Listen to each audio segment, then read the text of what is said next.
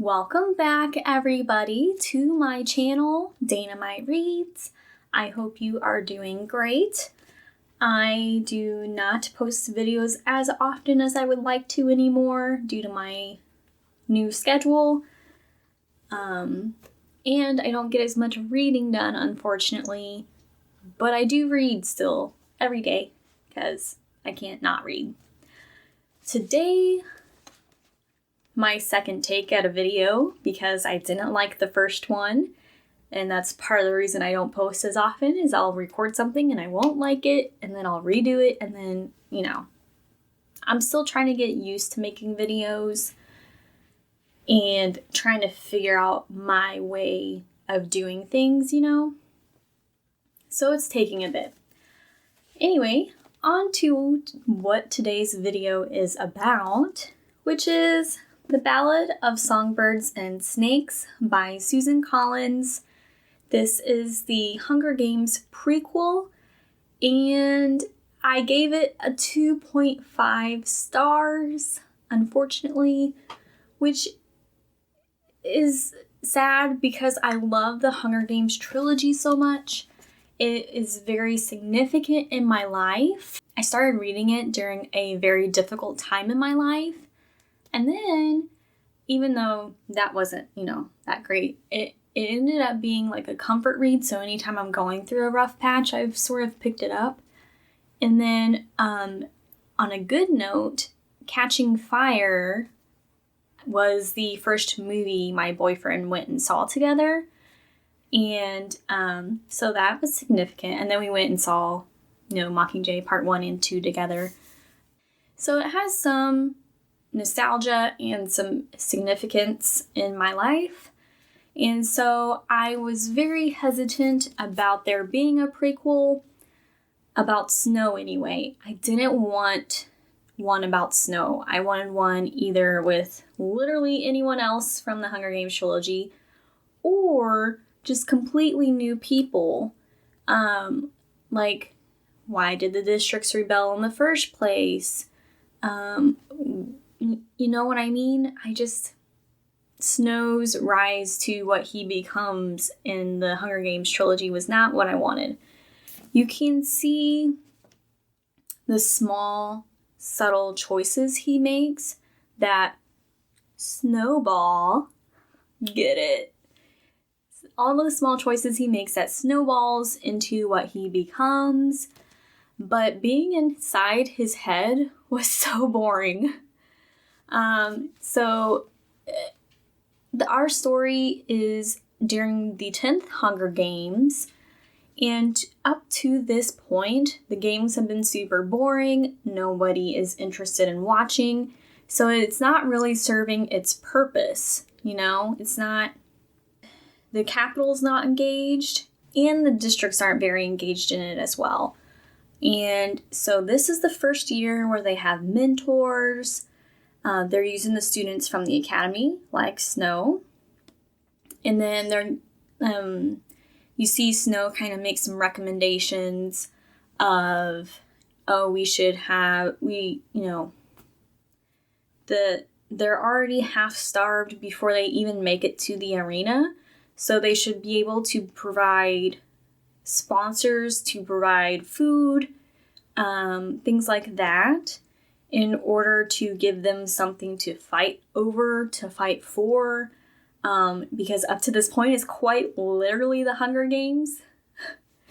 And so you see sponsors for the first time, you see them placing bets for the first time, you see them sort of realize they need to change up the arena some, because up to this point the arena has never changed in the first 10 years. This starts with Snow being a mentor because he wants to win a scholarship to university, and his family has fallen on hard times. Both his mom and dad died in the war. Him and his cousin Tigress, which I don't like that pairing. I mean, you could involve Tigress in the story, but her and Snow as cousins is just really, it's really weird to me. It's not something I really I don't know, it's just weird. So you see them on hard times. They barely make it by with food. He eats a lot of cabbage, and he hates cabbage now because of it. I personally love cabbage, but the smell of it makes him think of poverty. And in this way, he sort of relates to Katniss in the Hunger Games trilogy, where he's struggling to make it by, and he's all about survival at this point. And survival for them is winning this Hunger Games. That way he gets a scholarship to university and can sort of build up the Snow name once again. But other than that, Snow is very one-dimensional. He was very boring, I felt like, anyway. You can see some of him coming through a little bit.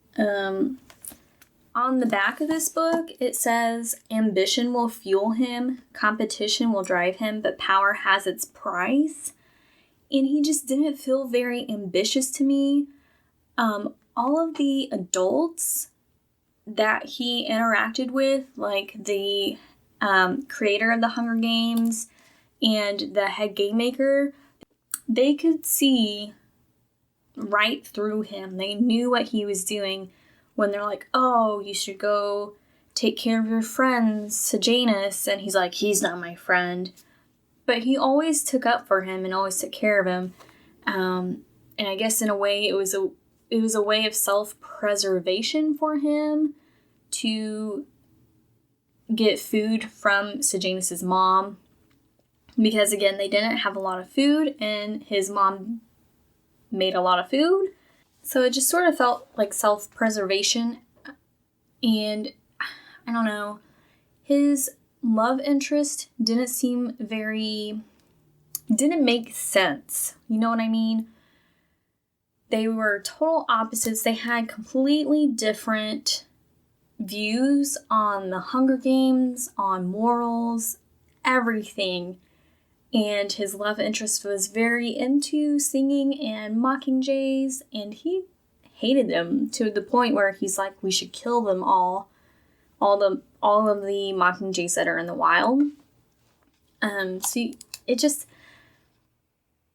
didn't make sense, especially in the last third of the book. I did not like the ending. The ending made no sense. He just suddenly changed his mind and was about his love interest. And it blew my mind. So, Snow, and then him getting into university and all of that, everything that led up to that, how he got in there, it just seemed very fast at the end. It didn't make any sense. It was very convenient. And I just was not a fan of the way it ended. So, moving on from Snow's character, we're also introduced to the creator of the Hunger Games. And at the end of the book, you find out how it happened, how it got started. And I won't say anything else about it. But I thought that part was interesting. The head game maker, Dr. Gall, was very, she seemed more like the evil, maniacal, mustache twirling type of villain. But, she created the Mutts, and she was very, all about control and things like that, and got the kids in her class to question. She got the kids in the class. She would ask them the hard questions, like, are the Hunger Games ethical? Are we inherently bad? Are we responsible for the things we do to survive? And gets those kind of conversations going in the book. It was a good thing in that those are good questions to ask, but she sort of felt like that was the only reason for her character was to ask those questions. And Sejanus is a character who is from District 2, but his dad made a lot of money during war, profiting off of it, and they've moved up to the capital, but he is still very much a district loyal kind of guy. And it feels like his character is just there to say what we're thinking about the Hunger Games. Like, no, this is wrong. This is a terrible way to treat people. We have to stop this fighting. The kid, I don't remember which kid said it, but they're like, the districts are always going to hate us and we're always going to hate them. And so just the conversations that came about war and things like that were good questions and good things to talk about, which I think was part of what Suzanne Collins was after. But just the story overall did not feel quite good. It was just very boring. The games didn't take up a big part of the book. Like, the first part of the book is Snow in his normal daily life, and then you see the games, and then after the games, which I felt like most of this stuff was really predictable. And then, but it was interesting to see the games in the beginning and how they have changed from the 10th Hunger Games to the 74th Hunger Games. In this game, they didn't have a tribute center and did not treat them very well. They were half starved when they got there. They were kept in the monkey house at the zoo, further indoctrinating the people of the capital that the people in the districts are just animals for entertainment. The arena was the same every year, but due to certain circumstances in the book that I won't say, the arena was changed up just a little bit, and so that gave them the idea that they need to update their arena every year and sort of give them different terrain. So it's kind of interesting to see those things, how those ideas came about, but I felt like it could have been done in a much better way. I feel like this book was a lot of fan service. We also got characters that were ancestors of the Heavensbees, of the Cranes, of Caesar Flickerman. You see some of his ancestors, or ancestor, I guess. And it just felt like fan service. Not that it's not realistic, because obviously they were in the capital, and you know what I mean? I just felt like it could have been done better, and the names were just there as fan service. And then I also felt like this book was a chance to go wider instead of deeper. If you know Brandon Sanderson, he's mentioned before in your world building that you need to go wider and not deeper, because in this book we are in the capital and in District 12, which is where most of the Hunger Games trilogy takes place. I guess 13, but you know what I mean.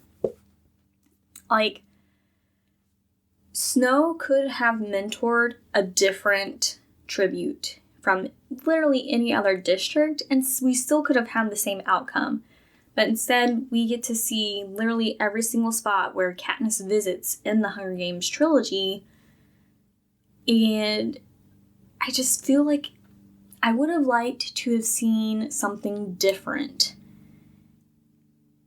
And I feel like there's other districts that we could have explored, and I feel like it was just such a big missed opportunity. I did like that we got to see more of the capital and how the war affected them. Some of them being half-starved and why they hoard food, and I guess it only showed it in Mockingjay. And a lot of the things that they had to do to survive and why they hate the district so much after the war. You can see some of that, but you see you see the privileged people in the capital suffer some as well, which was kind of nice, considering they kill so many kids in the Hunger Games every single year. Not that it justifies that. I don't know. Anyway. So it was nice to see that. It was nice to see the Hunger Games when they're more archaic, like sort of seeing the games, they were more chaotic and not quite polished. But yeah, so overall, there's a lot more I want to talk about, but I don't want to go into spoilers. I just feel there are some things that I liked seeing, but overall, I feel like the world building could have gone wider instead of deeper. And I felt like the characters were very one-dimensional. And I feel like Snow's love interest made no sense. It was super annoying. And I didn't like the girl from District 12. She was the opposite of Katniss. She was very full of life and very colorful and spirited, which was different. And so that was nice. But other than that, it just felt, I don't know, it's sort of a letdown for me. I probably won't read this book again, whereas the original trilogy I have reread several times. The writing style was about the same, so it's a very easy read, but still complex in its questions on ethical issues. And I don't know, I had a feeling that this book would be exactly the way it turned out. Because it's not very high stakes, you know? We know how Snow ends up. We know that the Hunger Games continue. It's just, it didn't feel very high stakes. Overall, it was very underwhelming. It was very boring being in Snow's mind. And I feel like it really didn't add a lot to the series to me. It just felt like a lot of fan service. Collins got to talk about some things about war and question the ethical issues in it. But other than that, I think you should read the book, obviously, to make your own opinion. But for me, it was very underwhelming.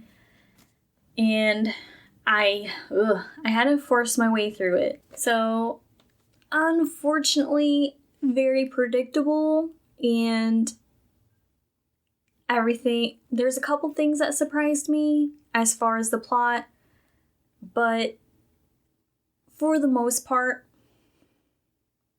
I kind of predicted a lot of things that were going to happen. And yeah, you should read it yourself to see if you like it. Don't take my opinion on it. You can if you want, but in general, you're free to read whatever you want and form your own opinion. But for me, this was a solid 2.5. And that 0.5 is being generous. So, yeah. Thank you for tuning in and listening to me rant about this book. I still love the Hunger Games trilogy. I'm just gonna pretend this doesn't exist. And yeah, so give me a like and a subscribe if you enjoyed this review. I'm still new to doing book reviews, and I'm trying to figure out how I want to do them without taking forever. But yeah, so that is my review, my take on the Ballad of Songbirds and Snakes. Give this video a like and subscribe if you want to see more. Yeah, I'll see you next time.